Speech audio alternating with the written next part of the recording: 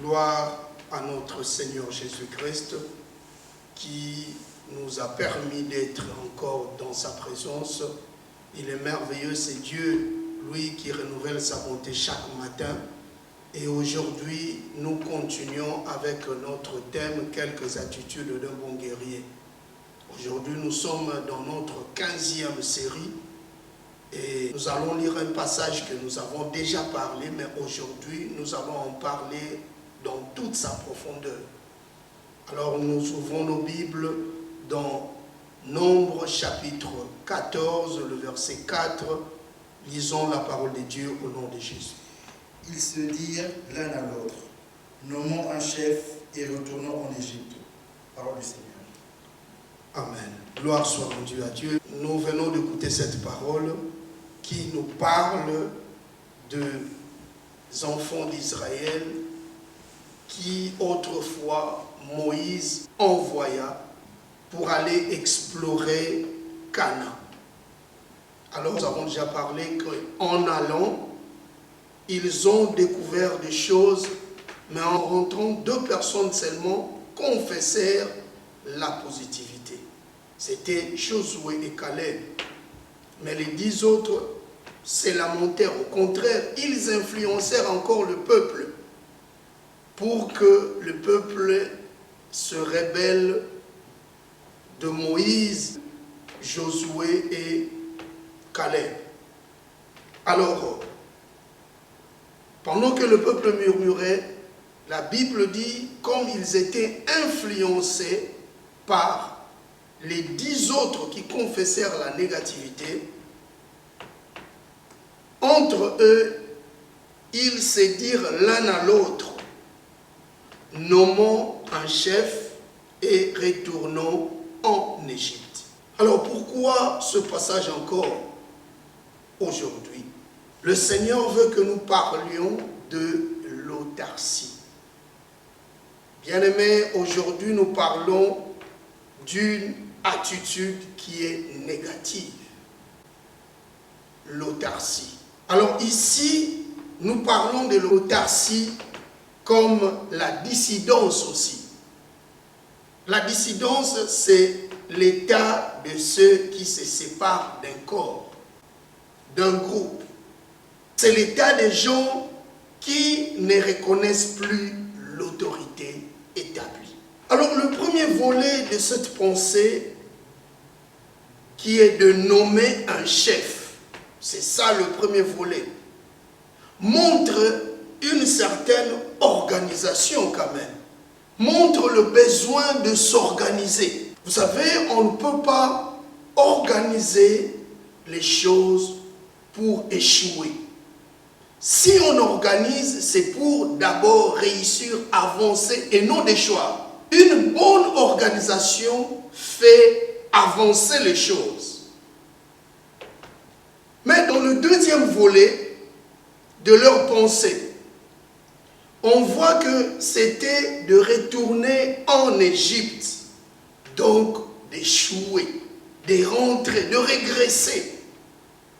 Vous savez, nommer un chef, ici, il voulait bafouer l'autorité établie par Dieu. Ils ont désobéi à Dieu et aussi à Moïse que Dieu avait établi. C'est cette dissidence-là que j'appelle l'autarcie. Vous savez, un homme qui est nommé par ses semblables a des limites par rapport à celui qui est établi par Dieu. Vous savez, quand Dieu t'établit, il te prépare. Dans l'établissement, il y a la préparation divine. Dieu n'établit pas n'importe qui. Il établit celui qu'il a préparé. Il lui donne le cœur de supporter certaines choses.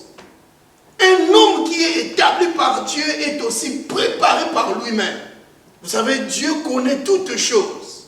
Et quand il établit ses serviteurs, il les établit avec raison. Même quand Jésus avait établi les apôtres, il connaissait chacun d'eux. Il connaissait, il les a vraiment établis et Dieu les a déjà préparés. Alors ici, le peuple israélite voulut nommer un chef. Mais cette fois-ci, au lieu qu'ils puissent progresser, avancer, ils avaient la pensée de retourner. Donc c'était un mouvement de la dissidence, de l'insoumission à Dieu et aussi à son serviteur Moïse. Vous savez, quand les échecs se répètent, ils font disparaître même le nom de la personne. Parce que le péché réduit la personne. Le péché dévalorise la personne. Quand vous lisez Josué chapitre 7, le verset 9, dit ceci. Les Cananéens et tous les peuples du pays l'apprennent, ils enveloppéront et ils feront disparaître notre nom de la terre. Et que feras-tu pour ton grand nom? Est-ce que tu peux dire honneur? Et là où tu es, répète honneur. Dis honneur avec conviction. Vous savez, à cause du péché, le grand Israël était déshonoré.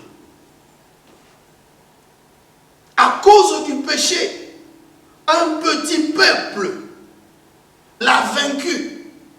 Pourquoi? Parce que Israël avait péché. Le péché peut effacer un nom glorieux ou même un talent. Ici, Josué chapitre 7, le verset 9, c'était Josué qui pria à l'Éternel. Parce que Josué était le leader d'un grand peuple, Israël. Mais Israël était vaincu par les gens de Haï.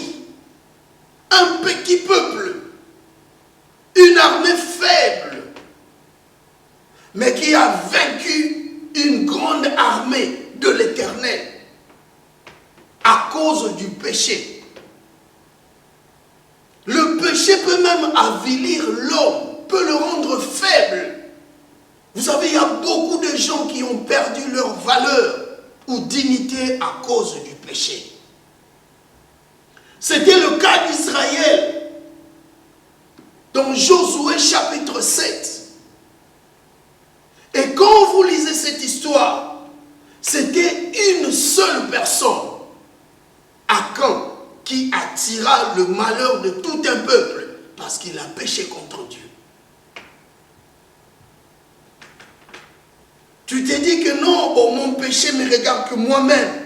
Mais laisse-moi te dire que derrière ton péché, il y a une chute d'un grand peuple. Parce que pendant que toi, tu t'es dit que tu es seul, mais il y a un peuple, il y a une nation derrière toi. Il y a une multitude derrière toi. Akan attira le malheur au peuple israélite parce qu'il a péché contre Dieu. L'ordre vient pour faire avancer, pour faire évoluer et non régresser.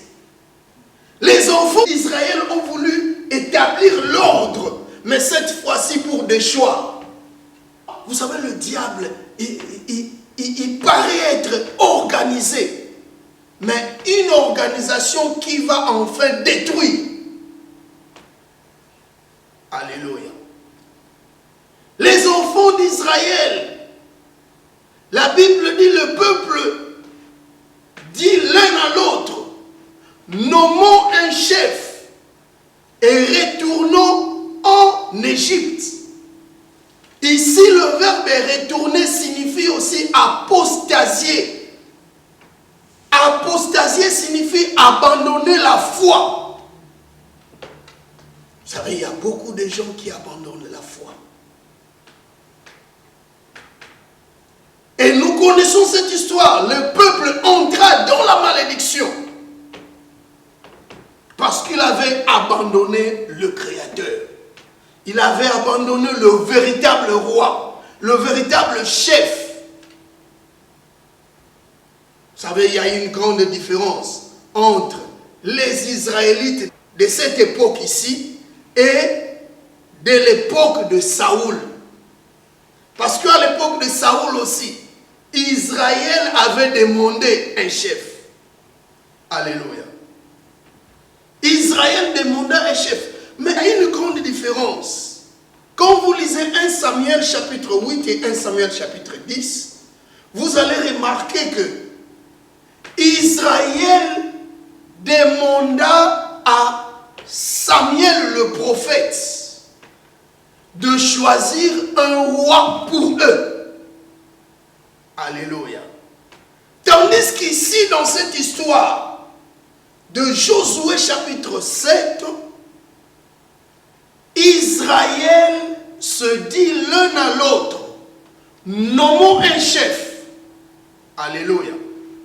Il voulut lui-même nommer son chef pour retourner en Égypte. C'était une idée machiavélique. Alléluia. Un bon guerrier dépend toujours de sa hiérarchie. Il est toujours connecté à l'autorité établie.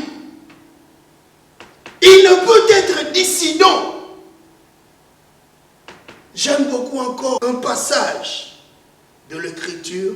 Quand vous lisez Juges chapitre 17 et chapitre 21, il y a une phrase qui se répète. En lisant Juges chapitre 17, verset 6, la Bible dit, en ce temps-là, il n'y avait point de roi en Israël, chacun faisait ce qui lui semblait bon. Amen. Vous savez, c'est un peu comme au début du confinement. Il y avait beaucoup de gens qui exhortaient dans les réseaux sociaux. Mais aujourd'hui, où nous tendons déjà vers la fin. Dans d'autres pays, il y a déjà le déconfinement. Mais nous sommes encore en confinement. Nous sommes en Angleterre. Mais si nous regardons au début, il y avait beaucoup de gens qui exhortaient dans les réseaux sociaux. Mais au moment où nous parlons, j'ai dit, il y a peu de gens qui même suivent ou écoutent les vidéos de prédication. Je ne dis pas que exhorter, c'est mauvais. Mais je parle d'une certaine autarcie qui règne dans l'église corps du Christ. Vous savez, tu peux même voir un enfant sans l'accord de son pasteur. Amen. Sans l'accord de sa hiérarchie, il se permet de prêcher sur YouTube, sur Facebook. Ce n'est pas mauvais. Mais ce qui est important, c'est d'avoir l'aval de ton père, de ton pasteur, de ton leader. Si tu n'as pas l'aval de ton autorité, laisse-moi te dire que le diable prépare un plan machiavélique pour toi. Parce que tu n'es pas sous la couverture. Tu peux avoir de flèches et elles t'atteindront. Pourquoi? Parce que tu n'es pas couvert. C'est important. C'est vraiment hyper important d'être soumis à l'autorité. Israël a bafoué l'autorité divine, mais aussi l'autorité de celui que Dieu avait établi, Moïse. Alléluia. L'Église doit s'attacher pour devenir encore plus forte pendant ce temps. Mais au contraire, nous voyons comment l'Église est devenue autonome. Il y a une certaine autarcie. Les gens deviennent de plus en plus solitaires. Au lieu d'être indivisible. Vous savez, le diable et ses agents opèrent pendant ce temps que nous appelons confinement. Ils opèrent, ils se réunissent pour chercher à détruire. Et les enfants de Dieu aujourd'hui, nous sommes appelés à être solidaires pour écouter les directives du Seigneur. C'est très important. N'oublions surtout pas que le plan caché de l'ennemi est d'isoler pour réduire les forces. Pour réduire nos forces, il a tendance à nous isoler. Que nous soyons divisés, isolés. D'abord, je te dis, confinement signifie aussi isolement. Confiner signifie aussi isoler. L'objectif de l'ennemi, c'est de t'isoler. Que tu ne sois pas connecté.